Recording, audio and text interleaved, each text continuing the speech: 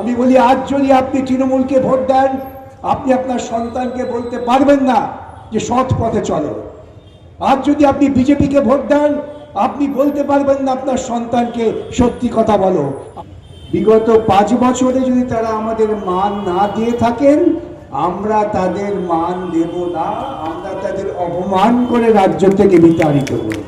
শত্রু আরএসএস পরিচালিত দক্ষিণপন্থী রাজনীতি, লড়াইটা পশ্চিমবঙ্গ তথা যাদবপুরের বুকে দক্ষিণপন্থা বনাম বামপন্থা।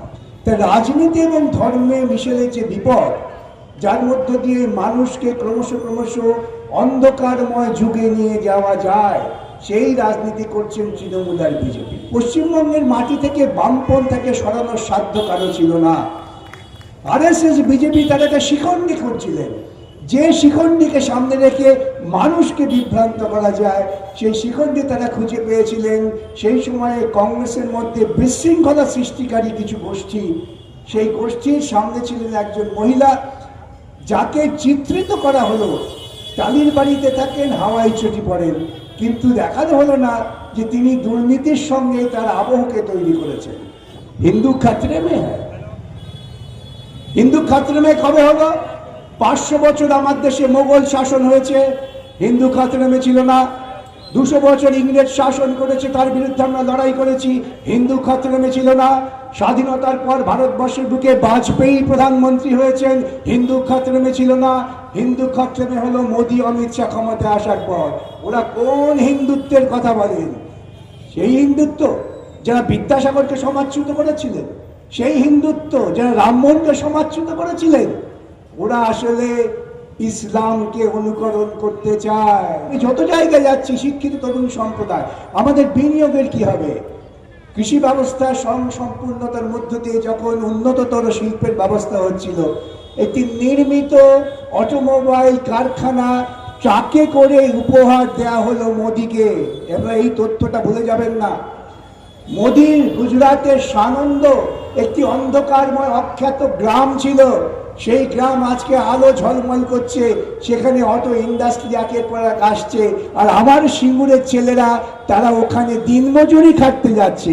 আপনাদের কি বোঝানো হয়েছিল? মিডিয়া কি বুঝিয়েছিলেন? যেহেতু প্রথম থেকে এই সমস্ত বিষয়ের সঙ্গে আমি আইনজীবী হিসেবে যুক্ত ছিলাম, আমি তো কথা বলতেই পারি অত্যন্ত দৃঢ়তার সঙ্গে।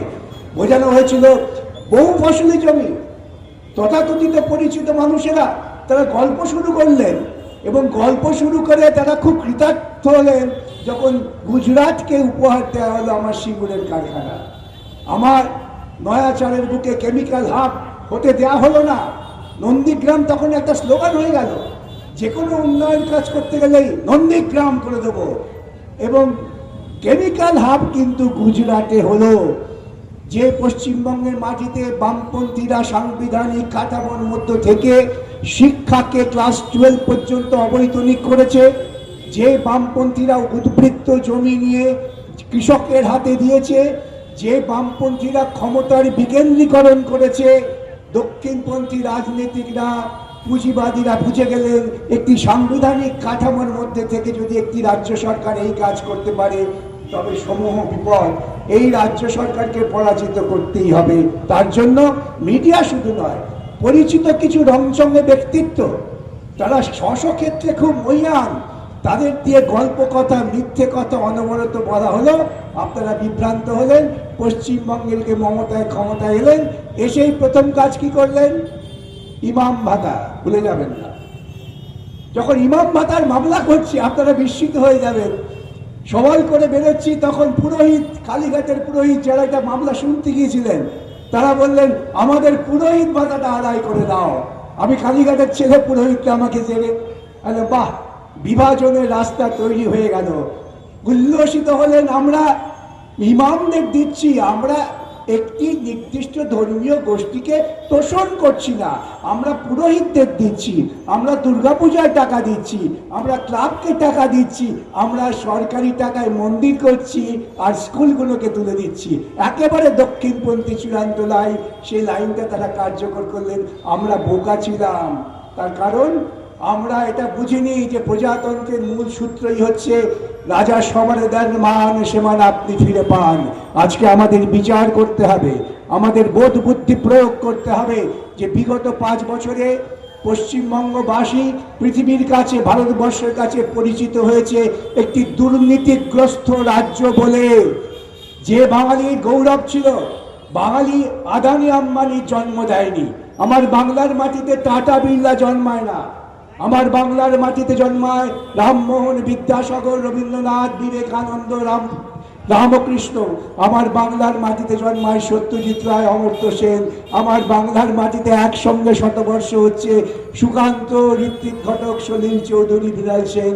এই বাংলার মাটি যা পৃথিবীর কাছে পরিচিত মেধা রাজ্য, হতে পারি দিন তবু কবু নাই হীন।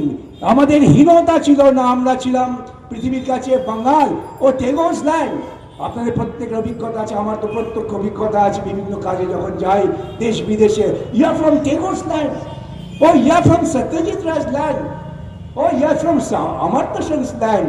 এখন কি বলে, your chief minister is such a clownish, we enjoy it whenever you switch on the television, we enjoy it. Where has the Bengal gone?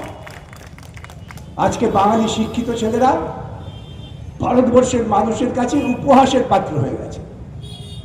উপহাসের পাত্র এমন হয়েছেন, আমি আপনাদের বলি, কলকাতার কসবার এক মহিলা, তিনি বিবাহের সূত্রে গুরগাঁওতে থাকেন। তিনি তার দুঃখের বিবরণ আমাকে দিয়েছেন পথ চলতে চলতে, যে আমি যখন বিয়ে হয়ে গেলাম তখন স্যার বাংলা থেকে গেছি কি সম্মান করতো, আর এখন মুদির দোকানের লোক আমাকে দেখে টিপ্পনি কাটে। আমার হাতটা ধরে বললে, বাঁচান স্যার, বাংলাকে বাঁচান। আমি আপনাদের কাছে আবেদন করব, দীর্ঘ বক্তৃতা করব না, আপনাদের নির্ণয় করতে হবে বাংলা বাঁচবে না বাংলা গোবলয়ের মতো আরেকটি অন্ধ কুসংস্কারচ্ছন্ন দেশে পরিণত হবে। হিন্দু খাতরে মে হ্যায়, হিন্দু খাতরে মে কবে হলো? 500 বছর আমার দেশে মোগল শাসন হয়েছে, হিন্দু খাতরে মে ছিল না। 200 বছর ইংরেজ শাসন করেছে, তার বিরুদ্ধে আমরা লড়াই করেছি, হিন্দু খাতরে মে ছিল না। স্বাধীনতার পর ভারতবর্ষের বুকে বাজপেয়ী প্রধানমন্ত্রী হয়েছেন, হিন্দু খাতরে মে ছিল না। হিন্দু খাতরে মে হলো মোদী, অমিত শাহ ক্ষমতায় আসার পর। ওরা কোন হিন্দুত্বের কথা বলেন? সেই হিন্দুত্ব যারা বিদ্যাসাগরকে সমাজচ্যুত করেছিলেন, সেই হিন্দুত্ব যারা রামমোহনকে সমাজচ্যুত করেছিলেন। ওরা আসলে ইসলামকে অনুকরণ করতে চায়। ওদের কর্মীদের বলবেন, ওরা বলবে ওরা করতে পারে, আমরা করতে পারি না কেন? আমার দুঃখ, ওরা হিন্দু ধর্ম সম্বন্ধে জানেন না, হিন্দু সম্বন্ধে জানেন না, ইতিহাস জানেন না। ওরা গেরুয়া পড়েন, ওরা স্বামী বিবেকানন্দকে সামনে হাজির করেন। স্বামী বিবেকানন্দ শিকাগো ধর্ম সম্মেলনে হিন্দুত্বের প্রতীক ছিলেন না। স্বামী বিবেকানন্দ ওয়াজ এ গেট ক্রাশার। তিনি হিন্দু ধর্মের সমস্ত আচারগুলোকে, কুসংস্কারকে ভেঙে চুড়ে তিনি সেখানে গিয়ে বললেন, আমি এমন এক সভ্যতা থেকে আসছি যে সভ্যতা তোমরা সবাই বলছো টলারেন্স, সমস্ত ধর্মের গুরুরা বলছো টলারেন্স, আমি বলছি অ্যাকসেপ্টেন্স। ওই অ্যাকসেপ্টেন্স কথার মধ্য দিয়ে গোটা ভারতবর্ষকে তিনি পৃথিবীর বুকে উদ্বেলিত করেছিলেন। আর আজকে এরা ক্রমশ বলছে হিন্দুত্ব মানে যে বহুত্ববাদ নয়, একজন চাই, একজন। শীতলা মা নয়, অন্নদা মা নয়, অন্নপূর্ণা নয়, দুর্গা নয়, কালী নয়, চৈতন্য নয়, হরিশঙ্করটার নয়, জয় শ্রীরাম। ওরা যদি আল্লাহ বলতে পারে, আমি কেন জয় শ্রীরাম বলতে পারবো না? ওরা যদি ভুল পথে যায়, আমি কেন ভুল পথে যাব না? ওদের হিন্দুত্ব হচ্ছে ইসলামী অনুকরণের হিন্দুত্ব, আমাদের রামকৃষ্ণের হিন্দুত্ব নয়। যে রামকৃষ্ণ নিজে ইসলাম প্র্যাকটিস করেছে, সারাদিন মামা করে পড়েছিলেন, তারপর ঠিক করলেন আচ্ছা আমি দেখি তো ইসলামের লোক দিবারাত্রি কেন তারা নামাজ পড়েন। নামাজ পড়ি। তিনি 3 বছর ইসলাম প্র্যাকটিস করলেন, তারপর ঘুরে এসে বললেন যত মত তত পথ, সবাই তো ঠাকুরের কথা বলে, সবাই তো ঈশ্বরের কথা বলে। সেই হিন্দু মতবাদকে ওরা ভেঙে চুড়ে হনুমান জয়ন্তীতে পরিণত করছে। বলতে পারেন? আমি বলি শেষ কথা, রৌদ্রের খরতাপে ফুল শুকিয়ে যাচ্ছে, দুটো ফুলই শুকিয়ে যাচ্ছে। বাজারে দেখবেন ফুলওয়ালা জল সিঞ্চন করে ফুলকে তাজা করবার জন্য, এখন পশ্চিমবঙ্গের ফুলকে জল সিঞ্চিত করবার জন্য উড়ে এসছেন দিল্লি থেকে কারা? যারা জীবনে সত্য কথা বলেন না। আমি বলি, আজ যদি আপনি তৃণমূলকে ভোট দেন, আপনি আপনার সন্তানকে বলতে পারবেন না যে সৎ পথে চলো। আজ যদি আপনি বিজেপিকে ভোট দেন, আপনি বলতে পারবেন না আপনার সন্তানকে সত্যি কথা বলো। আমরা ছেলেবেলা থেকে শিখে এসেছি সদা সত্য কথা কহিবে, আর এদের দেখি সদা মিথ্যা কথা কহিবে। আমরা কি ওদের সমর্থন করে আমার প্রজন্মকে বলবো, হ্যাঁ তুমি ওদের মতো মিথ্যার পথে চলো? ইতিবাগে বক্তারা বলেছেন, আমার কমরেড বেনি বসে আছেন, আরো বলবেন। আমার ছোট্ট নিবেদন, এমন দৃষ্টান্ত স্থাপন করবেন না যাতে পরবর্তী প্রজন্ম আপনার দিকে আঙুল তুলে বলে, তুমি নিজে মিথ্যের পক্ষে ছিলে, আমাকে জ্ঞান দিতে এসো না। তুমি নিজে অন্যায়ের পক্ষে ছিলে, আমাকে জ্ঞান দিতে এসো না।